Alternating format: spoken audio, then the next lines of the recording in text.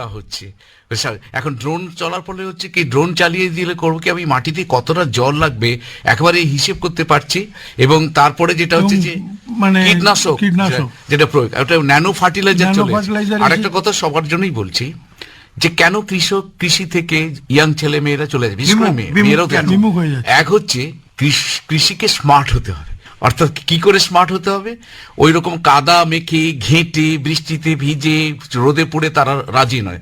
তারা দেখছে তার পাশে তারা অন্যভাবে উন্নত একটা জীবিকা আছে। কৃষিতে নতুন ছেলেমেয়েরা ফিরে আসছে কিভাবে, এখন যেটা বলা হচ্ছে যে প্রিসিশন ফার্মিং, একেবারে নিয়ন্ত্রিত কৃষি। সেখানে সে ড্রাগন ফলের চাষ করছে, সে ক্যাপসিকাম করছে, সে আমাদের বিশ্ববিদ্যালয় বিধানচন্দ্র কৃষি বিশ্ববিদ্যালয়ে আসছে, প্রতিনিয়ত প্রশিক্ষণ হচ্ছে। সেখানে তাকে মাটিতে নামতে হচ্ছে না, কাদা মাখতে হচ্ছে না, সেটা আলাদা সোশ্যাল স্ট্যাটাস পাচ্ছে। কিন্তু মূল খাদ্য যেটা ধান এবং গম, সেটাও বলছি। এখন যখন ধানের দিকে যাচ্ছি, শুধু খাদ্যের জন্য, অ্যারোমেটিক রাইস, আমাদের বিশ্ববিদ্যালয় কৃষি বিশ্ববিদ্যালয়ে 5টা অ্যারোমেটিক রাইসের উপরে আমরা জিআই ট্যাগ পেয়েছি। এখন আমরা প্রশিক্ষণও দিচ্ছি। এই যে সুগন্ধি চাল এর বিদেশে যাচ্ছে। অ্যারোমেটিক রাইস সম্বন্ধে আমি বলি, আমরা আপনাদের ওখান থেকে আমি নিয়েছিল, আমার ওখানে কিছু কৃষক তারা মিলিং করতে পারেন, ধানটা ভাঙাতে পারেন, তার জন্য যে মিলার দরকার, তার জন্য যে ধান কল দরকার, হাস্কিং মেশিন। আমাদের কৃষি ইঞ্জিনিয়ারিং যে বিভাগ রয়েছে, অনুষদ রয়েছে, গ্রামে সেটা আমরা তার কাস্টমাইজ করে ফেলেছি। আপনার এবার হয়তো সামনের মাসে আমরা সেই ধরনের মানে মিলিং আর কি দেব, মানে যেখানে বীজ দেবেন সেখানে সেই মিলটাও দরকার। হ্যাঁ, এটাকে বলা হয় যে মাইক্রো মেশিন, যেটাকে বলা হয় মিনি। হ্যাঁ, ওটাতে হবে কি 20-25 জন কৃষক একসঙ্গে বসে তাদের সমস্ত সুগন্ধি চাল এক জায়গায় নিয়ে এসে সেটাকে তারা মিলিং করে ফেলতে পারবে এবং চালটা ভাঙবে না। সেটাই দরকার, সেটা আমরা করেছি। তাহলে মানে কৃষকেরা কিন্তু দ্বিগুণ হবে। ঠিকই। আজকে গোবিন্দভোগ চাল বাজারে 80 টাকা কিলো, যখন আমরা রিটেলে কিনতে যাচ্ছি, কিন্তু যখন চাষি বিক্রি করছে সে 12 টাকা থেকে 14 টাকার বেশি দাম পাচ্ছে না ধানের দাম। এবং কনভার্সন রেশিও ঠিক, মানে 60 কিলো ধান থেকে যে 40 কিলো চাল হয়, তার যে মূল্য সে চাষি পাচ্ছে যখন চাল কিনতে যাচ্ছে বাজারে, সেটা চাল কিন্তু অনেক একটা দামে, মিলাররা কিন্তু মাঝখান থেকে বেনিফিটেডটা হয়ে যাচ্ছে। আপনাদের মাধ্যমে আমি আরেকটা কথা বলি, রাইস থেকে যে আর বাই প্রোডাক্ট গুলো পাওয়ার কথা, তুষ যেখান থেকে তেল হচ্ছে, রাইস এবং কিছু সিলিকা, সেই সিলিকাটাকে যদি আমরা স্টার্ট করতে পারি, কৃষক কিন্তু আমাদের ছোটবেলায় কোনদিন রাইস ব্র্যান্ড তেল হবে, রাইস থেকে তেল হবে, এটা কোনদিন ভাবিনি। আজকে রাইসের খোল থেকে বিস্কুট তৈরি হচ্ছে, পাউরুটি তৈরি হচ্ছে। এই জন্য যে ডাইভার্সিফিকেশনের দিকে যেতে হবে, কৃষিকে ডাইভার্সিফিকেশন না করতে পারলে। একটা কথা আপনাদের মাধ্যমে আমি সবাইকে বলছি, আপনারা যারা কৃষি, আমার খুব ভালো লাগছে, সম্মান জানিয়ে আমার ভালো লাগছে বলতে, যে মাটি জল যদি ধ্বংস হয়ে যায়, কৃষিও থাকবে না, আপনারা থাকুন। আচ্ছা, দয়া করে মাঠে যারা এই নাড়া পুড়িয়ে দিচ্ছে, ওটা তো মাটিকে ধ্বংস করে দিচ্ছে, যে অণুজীবগুলোকে মেরে ফেলছে, সেটাকে বন্ধ করুন। বেশি চাষ দিলে মাটি বেশি ক্ষতি হয়, মাটি থেকে কার্বন ডাইঅক্সাইড, নাইট্রাস অক্সাইড হয়ে বেরিয়ে যাচ্ছে, সেটা বন্ধ করুন। চাষ কম, আর মাটিকে মালচিং বা ঢেকে রাখতে হবে। এই শীতে আমরা বাচ্চাকে চাদর মুড়ি দিয়ে ঢেকে রাখি না, মালচিং তো আমাদের দেশে নেই বলতে না, এটা করতে হবে। এখন শুরু হয়েছে, আপনি নদীতেই হয়েছে, আমি দেখিয়ে দেবো, নদীতে অনেকে করছে, খুব পার্সেন্টেজ খুব কম। ব্যাপারটা হচ্ছে আগেকারে চিরাচরিত যে চাষ, তার থেকে বেরিয়ে এসে সাথী চাষ নিয়ে ক্রেতা আর উৎপাদক আর ক্রেতা এর মধ্যে যেটা মানে যারা ক্যারিয়ার চাষি, তার উৎপাদিত ফসলের সেভাবে দাম পাচ্ছে না, আবার যে কিনছে সে, আমি যদি 1 টাকায় বেচি, সে কিনতে হলে তাকে 2 টাকায়। আপনার কথাটা নিয়েই বলছি, আইসিআর থেকে বিভিন্ন কৃষি বিশ্ববিদ্যালয়ে অ্যাপ বেরিয়েছে মার্কেটিং। এই যে স্মার্টফোন সবার কাছে আছে, সে এই ফোনের মাধ্যমে সরাসরি সে ক্রেতার সঙ্গে যোগাযোগ করতে পারবে, এবং সেখানে একটা অ্যাপ রয়েছে, সেই অ্যাপটা টাচ করলেই হচ্ছে সে বুঝতে পারবে যে কোন বাজারে কোন ফসলের কত দাম। এবং দেখা যাচ্ছে যে মাঝখানে কেউ রইল না, সরাসরি ডিজিটাল মার্কেটিং যাকে বলে সেটা শুরু হয়ে গেছে। এই গ্রামে নদিয়া বা আপনার এই হুগলিতে সকলে এই অ্যাপ ব্যবহার করে জামা কিনছে, হ্যাঁ, মিন্ত্রা থেকে। তাহলে কেন তারা বিক্রি করতে পারবে অনলাইনে? কৃষককে সেই জায়গাটাকে, অনেকগুলো অ্যাপ আছে, আমি পরে যোগাযোগ রাখুন।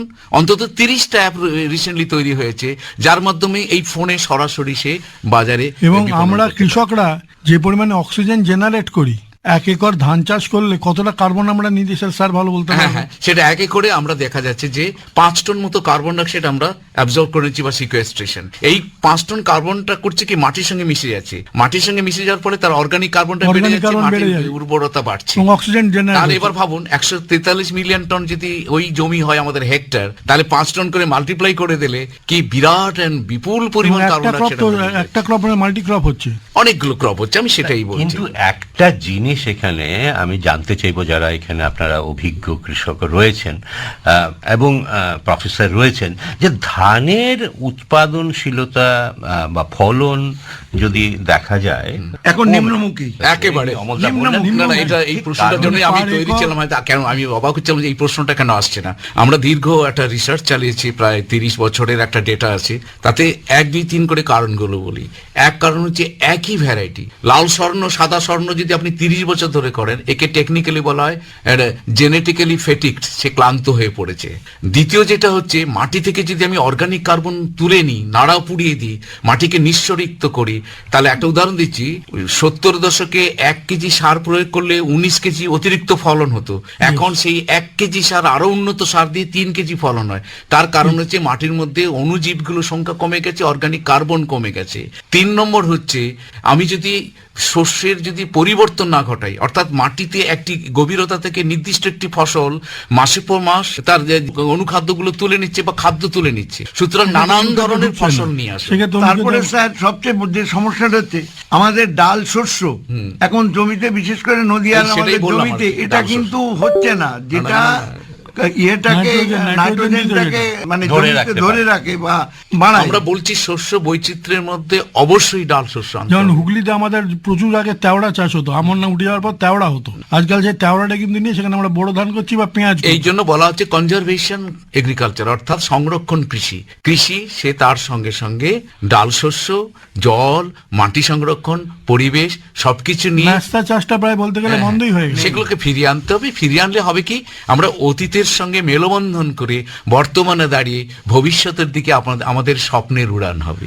অমরেশ বাবুর কাছে যাব, যে আপনি তো মাছ চাষের সঙ্গে বিশেষভাবে যুক্ত, আপনার বিশেষ অভিজ্ঞতা রয়েছে, তো আপনি যদি আমাদের জল এবং মিষ্টি জল একদম আজকের দিনে দাঁড়িয়ে আমাদের জলাভূমিকে ভীষণ রকম ভাবে গুরুত্ব দেয়া এবং সংরক্ষণ করার কথা বলা হয়, পরিবেশের কথা মাথায় রেখেও, এবং যে সমস্ত প্রাণ জীববৈচিত্র্য রয়েছে সেগুলোকে বাঁচিয়ে রাখার স্বার্থে, তো যথাযথ ব্যবহারের গুরুত্বটা কোথায় এবং কিভাবে জলাভূমিকে যদি আমরা যথাযথ ব্যবহার করতে না পারি, তাহলে পরে কিন্তু এই পৃথিবী বাঁচবে না। বা জলের যে ওয়াটার টেবিল জলস্তর, যে আমার ব্যক্তিগতভাবে আমি বলি, আমার যেখানে ফার্ম, সেখানে আমার প্রায় 4 হেক্টর ফার্ম আছে, ওয়াটার টেবিল।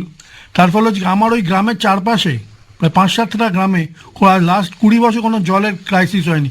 আগে কিন্তু আমরা ছোটবেলায় দেখতাম অনেক কুয়োতে জল শুকিয়ে যেত, হ্যান্ডপাম্পের জল উঠতো না, এবং ওয়াটার লেভেলটা আমাদের গ্রামের যারা পাইপ মিস্ত্রি বা কল মিস্ত্রি তারা বলে আমাদের গ্রামের মতন ওয়াটার লেভেল অন্য কোনো। তার কারণ ওই যে 20 বা যে 25-30 বছর ধরে ওই যে 2 হেক্টর 3 হেক্টর যে ওয়াটার টেবিলটা রয়েছে, এই যে জলটা সিপেজ হচ্ছে, এইটা কিন্তু একটা বিরাটভাবে জল স্তরকে বজায় রাখতে। জলস্তর বজায় রাখতে হলে ওয়াটার বডি মাস্ট। উল্টো দিকে দেখুন, আপনাদের নদিয়া জেলার যে ভোমরা বিল আছে, ভোমরা বিল, সেখানে আমার তথ্য রয়েছে, ভোমরা বিলে 30 বছর আগে পর্যন্ত 20 হাত জল থাকতো, 20-25, এখন 3-4 হাতের বেশি। কচুরি পানা জলাভূমি উনি যেটা বলেছেন লেভেল নেমে যাচ্ছে, কারণ সকলে জল তুলে নিচ্ছে আর সিলটেশন হচ্ছে, উঁচু হয়ে যাচ্ছে। আগে আপনারা ভোমরা বিলকে বাঁচান, নাহলে ওই পুরো এলাকাটা কিন্তু। আমার যেটা আমার পিপুলবেড়ে এই যে বিল, সেই বিলে ধরুন আমরা মানে 8 হাত 10 হাত 12 হাত জল থাকতো, এখন সেখানে হেঁটে পার হওয়া যাচ্ছে। তাহলে অবস্থাটা কোন জায়গায় যেতে, তার লেভেল নিশ্চয়ই বিল বাড়ানোকে সংস্কার করা দরকার। না, আর একটা জিনিস, আমরা মাটিকে তো কংক্রিটে ঢেকে দিচ্ছি, সেই ধুলোকে ভালোবাসতে হবে। আমাদের হাতে সময় আর বেশি নেই, আপনাদের সকলকে বলছি সামগ্রিকভাবে আমি প্রফেসর আচার্যর কাছে জানতে চাইব যে আজকের বিশেষ দিনে কৃষকদের কল্যাণে আমাদের কৃষি প্রযুক্তি বলুন বা সামগ্রিকভাবে আমরা জনসাধারণে বলি, আমাদের ঠিক কি করা উচিত? একেবারে প্রথম যেটা করতে হবে, আমি এটা বিভিন্ন জায়গায় দেশের বাইরেও বলি, দেশের মধ্যেই বলি, বিশেষ করে প্রতি মাসের আয় দিতে হবে। যিনি প্রতিদিনের খাবার দেন তাকে প্রতি মাসের আয় সুনিশ্চিত করতে হবে, তার একটা পরিকল্পনা আছে, করা যায়।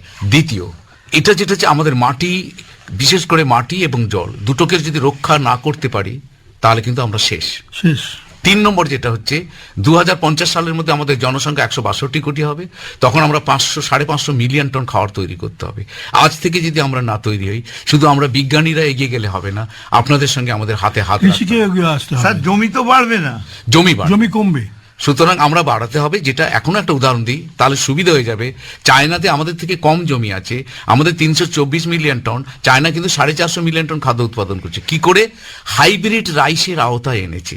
আমাদের হাইব্রিড রাইসের আওতায় মাত্র জমি 1%, চায়নার 25%। সুতরাং আমাকে আরো উৎপাদনশীল। এবং আমার তো মনে হয় খাদ্যেরও বৈচিত্র্য হতে হবে। মিলেট বা এই সমস্ত কোনো খুব ভালো কথা বলেছেন। 1 কেজি মিলেট তৈরি করতে 400 লিটার জল লাগে, 1 কেজি ধান তৈরি করতে 5000 লিটার জল লাগে। সুতরাং আমাকে যেগুলো বাঁকুড়া এসব জায়গায় তো মিলেট চাষটাই বোধ হয় সুবিধাজনক। ঠিক, মিলেট যে কোনো জায়গাতে হতে পারে। এবং আমাদের খাদ্যের বৈচিত্র্যটাকে আরো বাড়াতে হবে, কারণ পুষ্টির একটা দিক রয়েছে যেটাকে সুনিশ্চিত করতে হবে। বিশেষ করে মায়েদের মিলেট থাকলে মায়েরা ক্যালসিয়াম পাবে এবং জিঙ্ক। সয়াবিনটা তো আছে অলরেডি, কিন্তু সয়াবিনকে আরো পরিমাণ বাড়াতে হবে। সূর্যমুখীকে স্যার আমরা এগিয়ে নিয়ে যেতে পারছি না এখনো।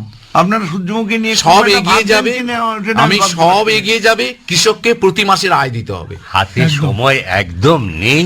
আপনাদের সকলকে বলছি, আসলে বিষয়টা এমন শ্রোতা বন্ধুরা, যে আমরা যদি কথা বলতে থাকি, আসলে কৃষক বন্ধুদের আমরা ভালোবাসি। আমরা যারা কৃষি কাজের সঙ্গে যুক্ত সকলেই আমরা কৃষকদের কথা ভাবি, কিন্তু সেই সময় সবটা হয়তো করে উঠতে পারি না বিভিন্ন কারণে। কিন্তু কথা বলতে থাকলে বলতেই থাকবো, কিন্তু আমাদের সময় সীমিত। একটা খুব চলতি কথায় বলতে চাই, কেউ কিছু অন্যভাবে নেবেন না আশা করি। সকলের অনুমতি নিয়েই বলছি। প্রফেসর, আশায় বাঁচে চাষা। একদম, চাষ কিন্তু একটা আশার পেশা।